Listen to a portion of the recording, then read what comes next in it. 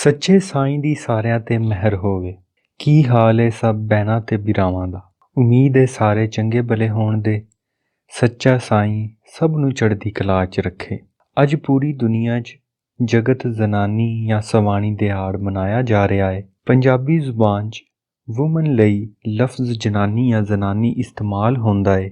ਜਨਾਨੀ ਦਾ ਮਤਲਬ ਜਨਮ ਦੇਣ ਵਾਲੀ ਔਰ ਜ਼ਨਾਨੀ ਦਾ ਮਤਲਬ ਜ਼ਿੰਦਗੀ ਦੇਣ ਵਾਲੀ, ਜਦਕਿ ਉਰਦੂ ਦਾ ਲਫ਼ਜ਼ ਔਰਤ ਇੱਕ ਸ਼ਰਮਨਾਕ ਲਫ਼ਜ਼ ਹੈ।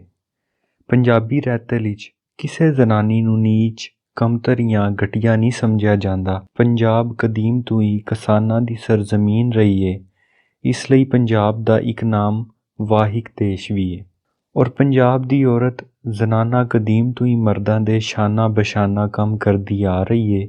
ਪੰਜਾਬ ਦਾ ਇਹ ਕਲਚਰ ਤੇ ਇਸ ਦੀ ਇੱਕ ਝਲਕ ਅੱਜ ਵੀ ਪਿੰਡਾਂ ਥਾਵਾਂ ਵਿੱਚ ਵੇਖਿਆ ਜਾ ਸਕਦਾ ਹੈ।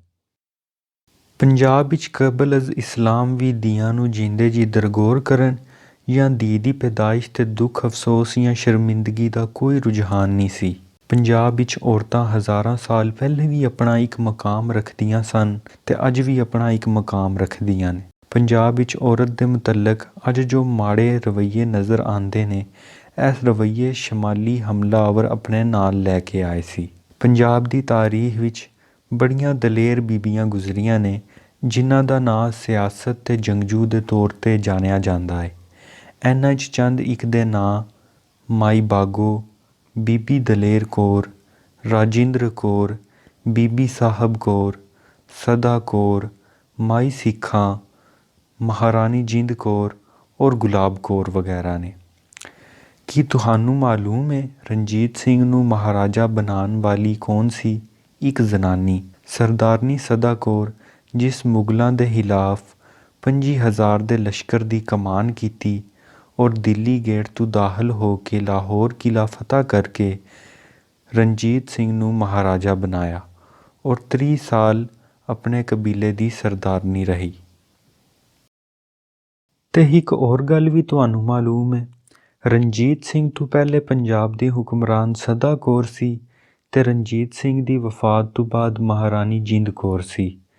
ਮਹਾਰਾਣੀ ਜਿੰਦ ਕੌਰ, ਜਿਹਨੂੰ ਅੰਗਰੇਜ਼ ਰਿਬਲ ਕੁਈਨ ਆਫ ਦੀ ਪੰਜਾਬ ਯਾਨੀ ਪੰਜਾਬ ਦੀ ਬਾਗੀ ਮਲਕਾ ਕਹਿੰਦੇ ਸੀ, ਜਿਸਨੇ ਮਹਾਰਾਜਾ ਰਣਜੀਤ ਸਿੰਘ ਦੀ ਵਫਾਤ ਤੋਂ ਬਾਅਦ ਜੰਗਾਂ ਦੀ ਕਮਾਨ ਕੀਤੀ ਤੇ 10 ਸਾਲ ਤੱਕ ਅੰਗਰੇਜ਼ ਨੂੰ ਪੰਜਾਬ ਦੇ ਨੇੜੇ ਨਹੀਂ ਲੱਗਣ ਦਿੱਤਾ। ਇੱਕ ਸ਼ੇਰ ਵਿੱਚ ਮਾਈ ਜਿੰਦਾਂ ਦੀ ਹਿੰਮਤ ਤੇ ਜੁਰਾਤ ਦਾ ਅੰਦਾਜ਼ਾ ਲਾਓ। ਜੱਟੀ ਹੋਵਾਂ ਤੇ ਕਰਾਂ ਪੰਜਾਬ ਰੰਡੀ, ਸਾਰੇ ਦੇਸ ਵਿੱਚ ਚਾੜਾਂ ਵਾਰਾਂ, ਛੱਡਾਂ ਨਹੀਂ ਲਾਹੌਰ ਦੇ ਵੜਨ ਜੋਗੇ, ਸੁਣਨ ਵੱਡਿਆਂ ਅਫਸਰਾਂ ਜਾਮੇਦਾਰਾਂ। ਇਸ ਸ਼ੇਰ ਦਾ ਮਤਲਬ ਇਹ ਵੇ ਕਿ ਮਹਾਰਾਣੀ ਜਿੰਦ ਕੌਰ ਜੱਟੀ ਹੋਵੇ ਤੇ ਸਾਰੇ ਪੰਜਾਬ ਨੂੰ ਬੇਵਾ ਕਰਕੇ ਛੱਡੇਗੀ। ਮਤਲਬ ਸਾਰੇ ਪੰਜਾਬੀ ਮਰਦ ਸ਼ਹੀਦ ਹੋ ਜਾਣੇ ਚਾਹੀਏ, ਲੇਕਿਨ ਸਾਰੇ ਦੇਸ਼ ਦੀ ਹਿਫਾਜ਼ਤ ਲਈ ਜੰਗ ਕਰਨਗੇ ਤੇ ਇਹਨਾਂ ਵੱਡੇ ਵੱਡੇ ਅਫਸਰਾਂ ਤੇ ਜਾਮੇਦਾਰਾਂ ਨੂੰ ਲਾਹੌਰ ਵਿੱਚ ਵੜਨ ਨਹੀਂ ਦੇਵਾਂਗੀ। ਤਾਂ ਹੋਇਆ ਵੀ ਇੰਜ। ਅੰਗਰੇਜ਼ ਨੇ ਸਾਜ਼ਿਸ਼ਾਂ ਤੇ ਮੁਨਾਫਕਤ ਦੇ ਨਾਲ ਮਾਈ ਜਿੰਦਾਂ ਨੂੰ ਨਾ ਸਿਰਫ ਕੈਦ ਕੀਤਾ ਬਲਕਿ ਇਹਨਾਂ ਦੀ ਔਲਾਦ ਵੀ ਖੋਹ ਲਈ ਇਹਨਾਂ ਕੋਲੋਂ। ਪੰਜਾਬ ਦੇ ਸੂਫੀ ਬਜ਼ੁਰਗਾਂ ਆਪਣੀ ਸ਼ਾਇਰੀ 'ਚ ਕਈ ਜਗ੍ਹਾ ਔਰਤ ਬਣ ਕੇ ਸ਼ੇਰ ਆਖੇ ਨੇ। ਸਭ ਤੋਂ ਵੱਡੀ ਮਿਸਾਲ ਹੀਰ ਵਾਰਿਸ ਸ਼ਾਹ ਹੈ। ਹੀਰ ਦੀ ਜਿੰਦ ਜਾਨ ਤੇ ਹੀਰ ਦਾ ਹੱਕ ਏ, ਕਿਸੇ ਮੁੱਲਾ ਜਾਂ ਪੰਡ ਦਾ ਨਹੀਂ। ਇਹ ਮੁਕੱਦਮਾ ਪੰਜਾਬੀ ਦੇ ਸ਼ੇਕਸਪੀਅਰ ਅਖਵਾਉਣ ਵਾਲੇ ਵਾਰਿਸ ਸ਼ਾਹ ਨੇ ਪੇਸ਼ ਕੀਤਾ ਸੀ। ਬਾਬਾ ਬੁੱਲੇ ਸ਼ਾਹ ਇੱਕ ਜਗ੍ਹਾ ਫਰਮਾਉਂਦੇ ਨੇ, ਕੰਜਰੀ ਬਣਿਆ ਇੱਜ਼ਤ ਨਹੀਂ ਘਟਦੀ, ਸਾਨੂੰ ਨੱਚ ਨੱਚ ਯਾਰ ਮਨਾਵਣ ਦੇ। ਇਹ ਇੱਕ ਬਹੁਤ ਡਿੰਗੀ ਗੱਲ ਏ, ਜਿਸ ਦੀਆਂ ਪਰਤਾਂ ਖੋਲ੍ਹਣ ਲਈ ਪੰਜਾਬੀ ਵਸੇਬ ਦੇ ਮਜ਼ਾਜ ਦੀ ਰੂਹ ਸਮਝਣੀ ਪੈਣੀ ਹੈ। ਲੇਕਿਨ ਸ਼ਾਇਦ ਇਸ ਘੁਟਨਜ਼ਦਾ ਮਾਸ਼ਰੇ ਵਿੱਚ ਇਹ ਕੋਈ ਅਛੂਤੀ ਗੱਲ ਹੋਵੇ। ਬਾਬਾ ਫਰੀਦ ਦੀ ਇੱਕ ਬਹੁਤ ਸੋਹਣੀ ਨਜ਼ਮ ਹੈ, ਜਿਸ ਦਾ ਸਰਨਾਮਾ ਹੈ ਕਿ ਮਨੂੰ ਵੱਲ ਨਹੀਂ ਤੋੜ ਨੀ ਪਾਵਣ ਦਾ। ਇਹ ਪੂਰੀ ਨਜ਼ਮ ਵਿੱਚ ਬਾਬਾ ਫਰੀਦ ਆਪਣੇ ਲਈ ਔਰਤ ਦਾ ਸੀਗਾ ਇਸਤੇਮਾਲ ਕਰਦੇ ਨੇ ਤੇ ਇਸ ਤੋਂ ਇਲਾਵਾ ਹੋਰ ਵੀ ਬੜੀਆਂ ਮਿਸਾਲਾਂ ਮਿਲਦੀਆਂ ਨੇ। ਬਾਬਾ ਨਾਨਕ ਫਰਮਾਉਂਦੇ ਨੇ, ਜ਼ਨਾਨੀ ਤੋਂ ਮਰਦ ਜਨਮ ਲੈਂਦਾ ਏ, ਜ਼ਨਾਨੀ ਦੇ ਜਿਸਮ ਦੇ ਅੰਦਰ ਮਰਦ ਪਲਦਾ ਏ, ਇਸ ਦੀ ਮੰਗਣੀ ਤੇ ਵਿਆਹ ਜ਼ਨਾਨੀ ਨਾਲ ਹੀ ਹੁੰਦਾ ਏ। ਜ਼ਨਾਨੀ ਇਸ ਦੀ ਦੋਸਤ ਵੀ ਬਣ ਜਾਂਦੀ ਏ। ਜ਼ਨਾਨੀ ਜ਼ਰੀਏ ਹੀ ਆਉਣ ਵਾਲੀਆਂ ਨਸਲਾਂ ਇਸ ਦੁਨੀਆ 'ਚ ਆਉਂਦੀਆਂ ਨੇ। ਜੇ ਜ਼ਨਾਨੀ ਮਰ ਜਾਏ ਤੇ ਦੂਜੀ ਜ਼ਨਾਨੀ ਹੀ ਇਸ ਮਰਦ ਦਾ ਸਹਾਰਾ ਬਣਦੀ ਏ। ਫਿਰ ਇਸ ਜ਼ਨਾਨੀ ਨੂੰ ਬੁਰਾ ਕਿਉਂ ਕਹੀਏ? ਇਸ ਤੋਂ ਬਾਦਸ਼ਾਹ ਵੀ ਜਨਮ ਲੈਂਦੇ ਨੇ। ਜ਼ਨਾਨੀ 'ਚੋਂ ਹੀ ਜ਼ਨਾਨੀ ਪੈਦਾ ਹੁੰਦੀ ਏ। ਜ਼ਨਾਨੀ ਬਗੈਰ ਦੁਨੀਆ ਕੁਝ ਵੀ ਨਹੀਂ।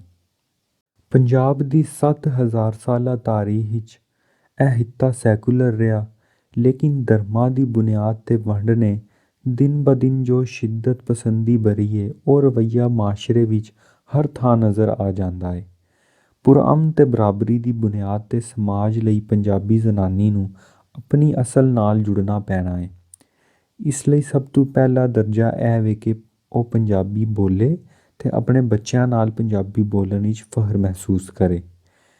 ਇਹ ਜ਼ੁਬਾਨ ਬਾਬਾ ਫਰੀਦ, ਬਾਬਾ ਨਾਨਕ, ਸੁਲਤਾਨ ਬਾਹੂ, ਬਾਬਾ ਬੁੱਲੇ ਸ਼ਾਹ, ਵਾਰਿਸ ਸ਼ਾਹ, ਸ਼ਾਹ ਹੁਸੈਨ ਲਾਹੌਰੀ, ਮੀਆਂ ਮੁਹੰਮਦ ਬਖਸ਼ ਤੇ ਹੋਰ ਇਹਨਾਂ ਜਿਹੇ ਕਈ ਅਜ਼ੀਮ ਲੋਕਾਂ ਦੀ ਜ਼ੁਬਾਨ ਏ। ਪੰਜਾਬੀ ਵਿੱਚ ਜ਼ਨਾਨੀ ਦੀ ਇੱਜ਼ਤ ਕਰੋ ਦੀ ਬਜਾਏ ਇਹ ਕਿਹਾ ਜਾਂਦਾ ਏ ਕਿ ਧੀਆਂ ਤੇ ਭੈਣਾਂ ਸਭ ਦੀਆਂ ਸਾਂਝੀਆਂ ਹੁੰਦੀਆਂ ਨੇ। ਮਤਲਬ ਔਰਤ ਸਿਰਫ ਉਹ ਹੀ ਨਹੀਂ ਜਿਹੜੀ ਤੁਹਾਡੇ ਘਰ ਏ, ਬਲਕਿ ਹਰ ਔਰਤ ਚਾਹੇ ਉਹ ਜਿਸ ਰੰਗ ਜਾਂ ਰੂਪ ਵਿੱਚ ਵੀ ਏ, ਇੱਜ਼ਤ ਤੇ ਮਾਣ ਦੇਣ ਦੇ ਕਾਬਿਲ ਏ। ਸ਼ਾਲਾ ਵਸੇ ਦੇਸ ਪੰਜਾਬ।